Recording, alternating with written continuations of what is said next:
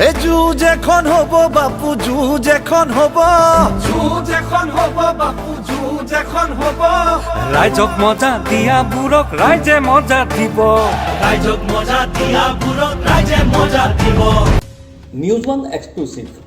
মঙলদৈত কংগ্ৰেছ প্ৰাৰ্থীৰ ৰিজুমনি, তাজপাতৰ দৰে খহিব বিজেপি। নমস্কাৰ, নিউজ ওৱান নৰ্থ ইষ্টৰ আজিৰ এই প্ৰতিবেদনলৈ আপোনাক স্বাগতম। আপুনি চাই আছে দেশৰ এটা অগ্ৰণী, নিৰ্ভীক, নিৰপেক্ষ আৰু বহুভাষিক channel news one north east.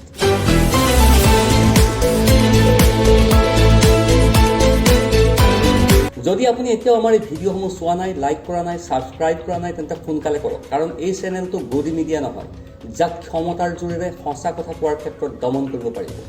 News one north ইষ্টৰ মাধ্যমেৰে আমি কেৱল বাতৰি সম্প্ৰচাৰ কৰাই নহয়, ইয়াৰ আঁৰৰ প্ৰকৃত সত্যও আপোনাৰ সন্মুখত তুলি ধৰিবলৈ চেষ্টা কৰোঁ, যিবিলাক বাতৰি গদি মিডিয়াই আপোনাৰ সন্মুখৰ পৰা সদায় লুকুৱাই ৰাখে। আসন্ন বিধানসভা নিৰ্বাচন, মঙলদৈ সমষ্টিৰ বিজেপিয়ে যিটো ভবা নাছিল, অৱশেষত সেইটোকেই কৰিবলৈ গৈছে কংগ্ৰেছে। ৰাজ্যৰ আসন্ন বিধানসভা নিৰ্বাচনৰ বাবে শাসকীয় বিজেপি দলতকৈ পূৰ্বেই প্ৰধান বিৰোধী দল কংগ্ৰেছে প্ৰথমখন প্ৰাৰ্থী তালিকা প্ৰকাশ কৰি ৰাজ্যৰ ৰাজনীতিত এক বৃহৎ চমক সৃষ্টি কৰিলে। কংগ্ৰেছে প্ৰথমখন প্ৰাৰ্থী তালিকা প্ৰকাশ কৰাৰ পূৰ্বেই আমি নিউজ ওৱান নৰ্থ ইষ্টে অসমৰ তিনিটা সমষ্টিৰ গ্ৰাউণ্ড ভেৰিফিকেশ্যন কৰি তিনিগৰাকী ব্যক্তিয়ে কংগ্ৰেছৰ প্ৰাৰ্থিত্ব লাভ কৰিব বুলি দৃঢ়তাৰে ঘোষণা কৰিছিল। অৱশেষত আমাৰ এই পূৰ্বানুমান 100% সত্যত পৰিণত হ'ল বৰাক উপত্যকাৰ দুটা সমষ্টি শিলচৰ আৰু বৰখলা। আমি পূৰ্বতেই কৈছিলোঁ যে শিলচৰত অভিজিত পল আৰু বৰখলাত ডাক্তৰ অমিত কালুৱাৰে কংগ্ৰেছৰ প্ৰাৰ্থিত্ব লাভ কৰাটো নিশ্চিত। প্ৰথমখন প্ৰাৰ্থী তালিকাতেই নাম আহিল শিলচৰত অভিজিত পল আৰু বৰখলাত ডাক্তৰ অমিত কালুৱাৰৰ। বৰাকত বৃহৎ পৰিৱৰ্তন, খাটাং হৈ গ'ল ৰিজাল্ট, বৰখলাত দখল কৰিব কংগ্ৰেছে। ডাক্তৰ অমিত কালুৱাৰৰ উত্থানে কঁপনি তুলিছে বিজেপিৰ ভেটিত। চিণ্ডিকেট লঞ্চ কৰিছে বিজেপিয়ে। শিলচৰত পৰিৱৰ্তনৰ ইংগিত, পচন্দৰ শীৰ্ষত অভিজিত পল। নিউজ ওৱান নৰ্থ ইষ্টে তৃতীয়গৰাকী প্ৰাৰ্থীৰ নাম উল্লেখ কৰিছিলোঁ, মঙলদৈত Rijumoni Talukdar. News one north ইষ্টৰ গ্ৰাউণ্ড ৰিপৰ্ট। মঙলদৈ দখল কৰিব কংগ্ৰেছে, ৰিজুমনিয়ে ভেটি উচন কৰিব বিজেপি। আপুনি নিশ্চিত থাকক, কংগ্ৰেছৰ দ্বিতীয়খন প্ৰাৰ্থী তালিকাত যে মঙলদৈ সমষ্টিত ৰিজুমনি তালুকদাৰৰ নাম থাকিবই, তাক আমি দৃঢ়তাৰে ক'ব পাৰোঁ। কাৰণ এয়া পৰিৱৰ্তনৰ সময়, সংবিধান ৰক্ষাৰ সময়। এতিয়া সেই পুৰণা কংগ্ৰেছীৰ ষ্টাইল নাই। কংগ্ৰেছে বাৰম্বাৰ door to door field verification কৰিহে এই প্ৰাৰ্থীসকলৰ নাম ঘোষণা কৰিছে।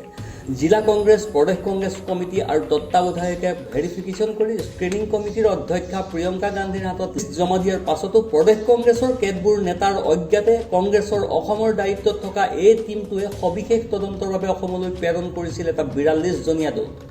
আৰু এই ক্ষেত্ৰত মুখ্য ভূমিকা গ্ৰহণ কৰিছিল কংগ্ৰেছৰ চাণক্য DK শিৱকুমাৰে।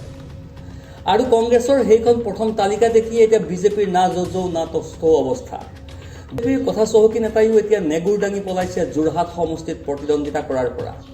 আৰু এইবাৰ পাল মঙলদৈ। কংগ্ৰেছে মঙলদৈ সমষ্টিত প্ৰাৰ্থিত্ব প্ৰদানৰ বাবে নিৰ্বাচিত কৰিছে মঙলদৈ জিলা কংগ্ৰেছৰ সভানেত্ৰী ৰিজুমনি তালুকদাৰক।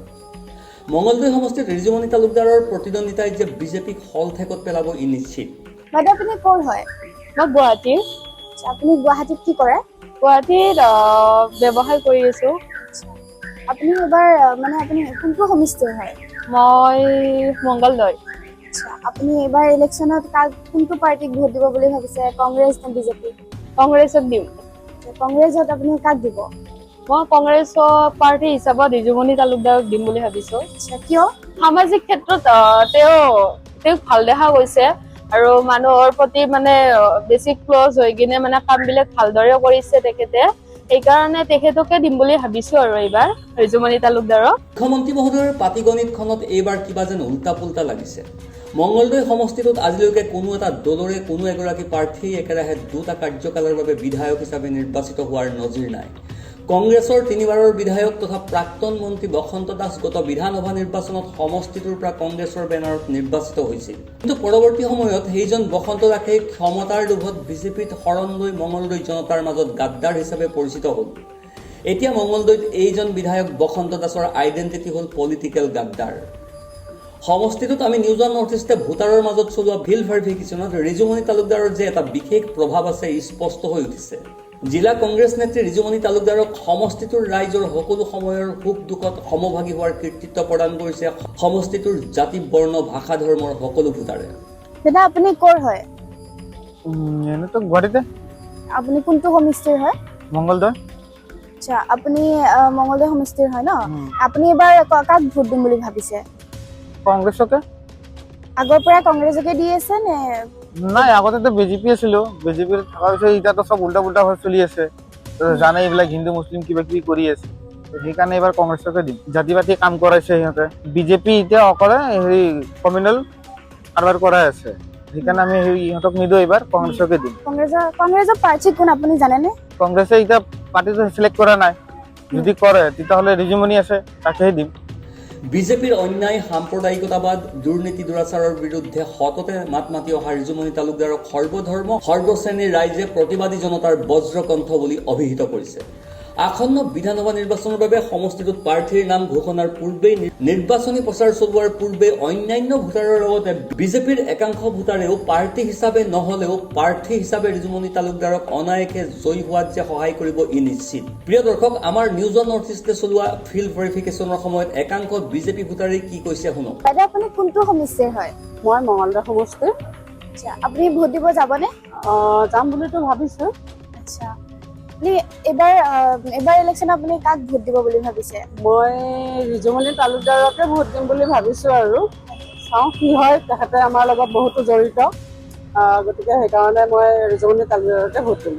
আপুনি মানে বিজেপিত কিয় নিদিলে, মানে আপুনি কিয় দিব নিবিচাৰে কি বুলি ভাবিছে? মানে বিজেপিত নিদিয়াৰ বহুত কাৰণ আছে, কাৰণ মোৰ কোনো কিছু নাই, ল'ৰা ছোৱালীও নাই। মই আৰম্ভণিৰ পৰাই অৰুণোদয় পোৱা মানুহ, মোক অৰুণোদয় পইচা আজি এবছৰ আগৰ পৰাই কাটি দিলে। মোৰ একো নাই, ঘৰ নাই, মাটি নাই, বাৰী নাই, একোৱে নাই। গতিকে মই ৰেচন কাৰ্ডখন পাইছোঁ যদিও মানে একো নাপাওঁ আৰু সেই চাউলকেইটাহে পাইছোঁ, তাৰ বাহিৰে মই একো পোৱা নাই। আৰু মোৰ অৰুণোদয় কাটি দিছে। অৰুণোদয় কাটি দিয়াৰ বিনিময়ত মই চলিবলৈতো মোৰ টান হৈছে, মোৰ কোনোৱে মানুহ নাই। গতিকে মই বিজেপিত আছিলোঁ, কিন্তু বিজেপিত মই আৰু ভোট নিদিওঁ বুলি ভাবিছোঁ। প্ৰিয় দৰ্শক, এতিয়া আৰু আমি বেছিকৈ কোৱাৰ কি প্ৰয়োজন আছে? এয়াই সত্য, এয়াই বাস্তৱ, এয়া ভোটাৰৰ অন্তৰৰ বাৰ্তা। শাসক পক্ষ বিজেপিৰ হাতত চিকাৰ হোৱাৰ ভয়ত ভোটাৰে মুখ ঢাকি দিয়া জীয়া ভাষ্য এয়া। ইয়াৰ পৰাই আপুনি পূৰ্বানুমান কৰিব পাৰিব যে মঙলদৈত সেই হাঁহি মাৰিব কোনে। আপুনি নিশ্চয় দেখিলে শুনিলে, মঙলদৈত সেই হাঁহি মাৰিব কোনে। আপুনি নিশ্চয় দেখিলে শুনিলে, সৰ্বধৰ্মৰে ভোটাৰৰ আশীৰ্বাদ কাৰ হীৰত।